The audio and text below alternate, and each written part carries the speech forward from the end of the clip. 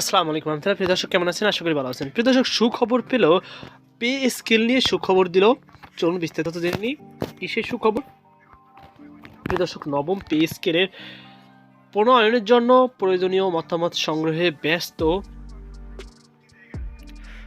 সময় পার করছেন সরকারি কর্ম কমিশন। পে কমিশন ইতিমধ্যে সব মন্ত্রণালয়ের ৭০ জনের বেশি সচিবের সঙ্গে ৪ দফায় আলাদা বৈঠক করে তাদের প্রস্তাবিত মতামত অন্তর্ভুক্ত করা হয়েছে। প্রিয় দর্শক, পে কমিশন সূত্রে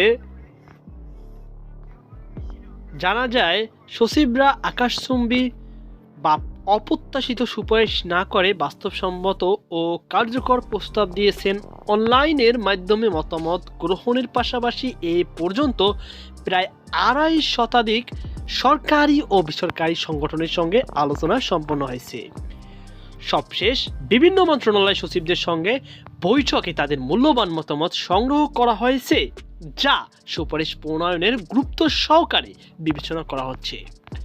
কমিশনের এক কর্মকর্তা নাম প্রকাশ না করার শর্তে বলেন, সচিবদের মতামত সংগ্রহ করা চ্যালেঞ্জিং ছিল। সবাইকে একসঙ্গে পাওয়া সম্ভব হয়নি, তাই ধাপে ধাপে সভা আয়োজন করা হয়। তাদের দেওয়া গুরুত্বপূর্ণ মতামতগুলো বর্তমানে পর্যালোচনা হচ্ছে। আশা করা যায় নির্ধারিত সময়ের মধ্যেই কমিশন সুপারিশ জমা দিতে পারবে।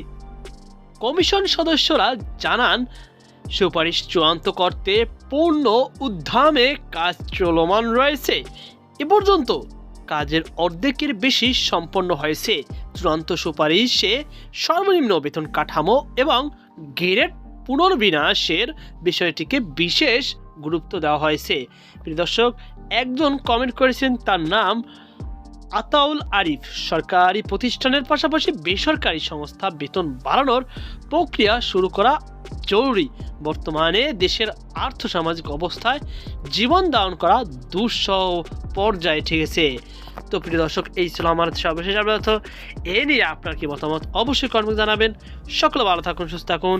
আজকে এই পর্যন্তই। আল্লাহ হাফেজ।